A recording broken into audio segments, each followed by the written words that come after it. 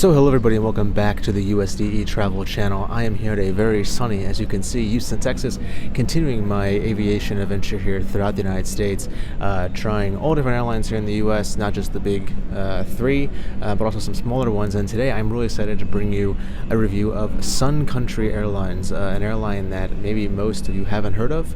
It's a relatively small airline here in the United States. It's relatively unknown, however they do have a lot of routes. Today I'll be trying their economy class service up to Minneapolis, St. Paul, which is their hub airport up in Minnesota. It's about a 2.5-hour flight today aboard a Boeing 737-800. Sun Country is an ultra low cost carrier, just like some of the others I've tried, like Frontier and Spirit and Breeze. You can see those videos all on my channel already. And they have their hub up in Minneapolis, and from there they operate routes to about 100 destinations around the United States, as well as international over to the Caribbean, Mexico, and I believe Canada as well. So they've been around for a while, about 30 or 40 years now, actually, Sun Country. They do operate a lot of leisure routes down to sunny destinations in Florida and Texas and California, but also just regular routes over to places like New York and Seattle as well. So they have an all economy class layout. They do have a kind of economy plus layout on some of their aircraft, but I'm going to try out the regular economy seats on the Boeing 737-800 up to Minneapolis. My first time ever flying Sun Country, and let's see what they have to offer and if their cheaper deals are really a better deal in the long run than the flights that United operates on this same route. So come with me on board Sun Country Airlines to Minneapolis, St. Paul. So Sun Country does operate their routes out of Terminal D here, which is a bit surprising because Terminal D at Houston is mostly for international flights that are non-United. So this is where all of the airlines like British Airways, Air France, Singapore Airlines, Qatar, these are all they fly out of, as well as Sun Country for some reason. They really should technically, I guess, be in Terminal A, but here they're out of Terminal D. But Terminal D is a fun terminal because you get to see a lot of planes you don't see very often here in Houston. A lot of airlines operate one flight a day to destinations around the world, including the behemoth A380 here from Emirates. I've only been on the A380 once in my life. It was for a Lufthansa flight from here in Houston over to Frankfurt.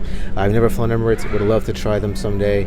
And for size comparison, this small Embraer from Aeromexico right next to it. Hope one day to fly both airlines. Normally at Terminal D, you do have access to the KLM Crown Lounge as part of Priority Pass. However, due to overcapacity at the time of my flight, I was not able to enter the lounge and see if it was worth it or not. And now the seat tour aboard Sun Country Airlines. Here you have the entertainment card in front of you in the literature hold. This explains to you how to use the Wi-Fi and connect to the in-flight entertainment, as well as the safety card. It looks like it's actually 3 parts, but it's actually only 2. Whether they have it there was a bit confusing. And then you have the full-size tray table, which you don't always find on ultra-low-cost airlines here in the U.S. You have the full-size seat back pocket in front of you and relatively generous legroom, especially for an ultra-low-cost carrier, and the view of the beautiful sunset at Bush Intercontinental Airport. And in between each seat, there are also 2 USB ports for charging your phone during the flight, a feature which most ultra low-cost carriers in the United States do not have.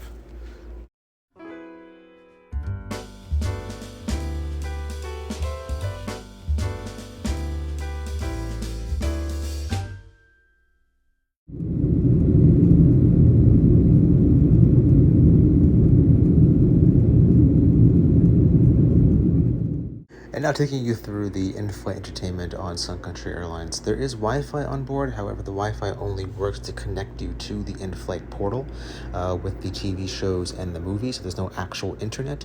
On the back side of that card is the menu. One thing I found really cool is that they have these hometown flavor bundles. Sun Country is always reminding that they are from Minneapolis. These are all local products from Minneapolis that they offer at a discount on the flight. Other than that, the prices are pretty normal of what you would find on other low-cost carriers. And now a brief tour of the in-flight entertainment that you get for free on Sun Country Airlines. I did find that they had a large selection. However, most of the selection was of relatively older movies and older TV shows. This might have to do with the fact that they might be cheaper to broadcast than newer movies that are just came out in theaters. So a lot of these movies date from the 2000s and 2010s, so it was a nice throwback to see all these kind of old movies on there.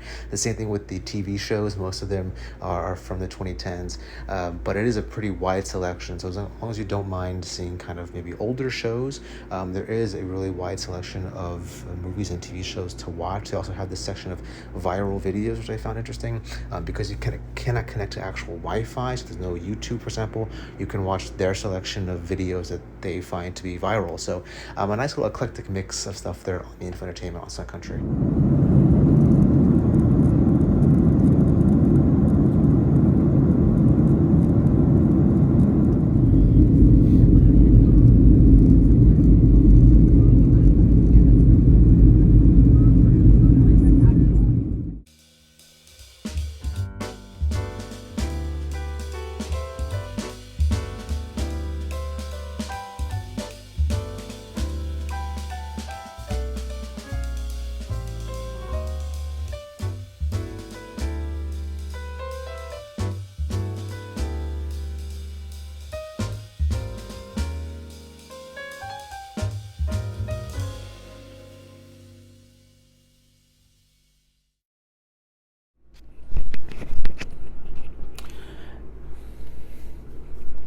So back home now and ready to give my final thoughts on the Sun Country Airlines. I think that overall this was a really enjoyable flight, especially for an ultra low-cost carrier. I have now flown all 4 of the main ultra low-cost carriers in the United States: Sun Country, Allegiant, Frontier, and Spirit.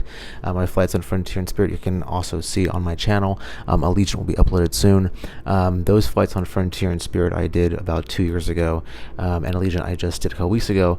But I think that Sun Country for me is an overwhelming number one. For me, really the only con on this flight was sort of the crew. They were a bit inattentive and disinterested. So when you got on the plane, for example, there were 2 flight attendants there at the door. One of them was making an announcement for the rest of the plane about how to stow your luggage. The other was just standing there, didn't greet us, didn't say anything, didn't hand us any sort of complimentary wipes or anything, which you would see on not ultra low cost carriers, but on the mainline carriers here in the U.S. They still do give you wipes to disinfect your seat, but nothing like that. So no greeting. She just kind of stood there and just watched us board. The same thing as you're actually moving down the aisle of the aircraft. There was a flight attendant there at the exit row, and she also didn't say anything. So and that sort of stayed throughout the whole flight, that there was sort of a disinterest from the crew, I would say. They never did anything to really make you feel special, at least the crew I had. Now that could vary on different Sun Country flights, but at least for me, on my flight, that was my only issue, that the crew didn't seem very interested in making a warm and welcoming environment on board, which I guess could be expected from an ultra low cost carrier, but still those little extra things do go a long way. But other than the crew, I would say that Sun Country clearly had the most amenities on board of any of the ultra low cost carriers. So as you saw in the video, they had the in-flight entertainment. There was no Wi-Fi, but there was the in-flight entertainment portal that you had. And although the movies and TV shows, as I said, were older on there was still quite a wide selection. So if you didn't have anything to keep you entertained during the flight you had brought with yourself, there was more than enough to keep you entertained for the 2.5-hour flight from Houston up to Minneapolis. They also did have the USB ports, which functioned very well during the flight. The one in my row at least functioned well. Helped keep my phone charged during the flight, which is a huge plus. And I don't believe that other low-cost carriers have that on their aircraft. I know for sure that Frontier and Spirit don't. I have to go back and remember what Allegiant did, but at least I know for those 2 that they did not. Also, Sun Country offered complimentary non-alcoholic beverages on board, so we did get soda and water, which was available. I did not take that because I had brought my own drinks from the airport, but those are available for all passengers complimentary. And as I said, the prices for the alcoholic beverages were pretty much in line with what you would find on other ultra low-cost carriers out the United States. The legroom was ample and sufficient for what you would find on other ultra low-cost carriers. In fact, I remember that Spirit and Allegiant had much less legroom, so that was definitely a plus on Sun Country. Sun Country has also only been an ultra low cost carrier for about the past 15 years, so that might have something to do with it that they still sort of bringing over this model of going from a mainline carrier to an ultra low cost carrier. I also did like the little touch that they did to have local products from Minneapolis on board. That is their one hub, Minneapolis. All their flights normally go through Minneapolis. They do have some other routes, especially from like Dallas. They fly down to Cancun and Mexico from there, but a wide majority of their flights fly through Minneapolis. They are a Minneapolis-based company, and they had those little special touches. So I will say that all that on board really was a great experience. I think that Sun Country, for me at least, is number one out of all the ultra low-cost carriers. Also, if you're planning flights within the United States, Sun Country normally offers routes and prices on those routes far lower than what you would find on the other legacy carriers if you're willing to do a stopover in Minneapolis. So for example, if you're flying from New York to Los Angeles, you can fly direct on United maybe for $400 to $500.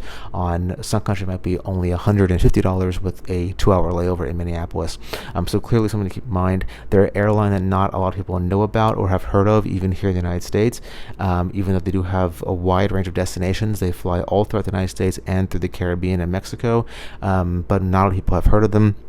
But I think for me, at least after flying them on this flight from Houston, it's definitely a great alternative here in the United States. I did pay $138 all in for this flight. That included an extra, I believe, $15 charge to pick my seat. So it was $123 for the basic fare, which only included a personal item. And just like other ultra low cost carriers, if you want to bring carry-on or checked baggage, there's fees attached to that. But it was $123 just for the base flight.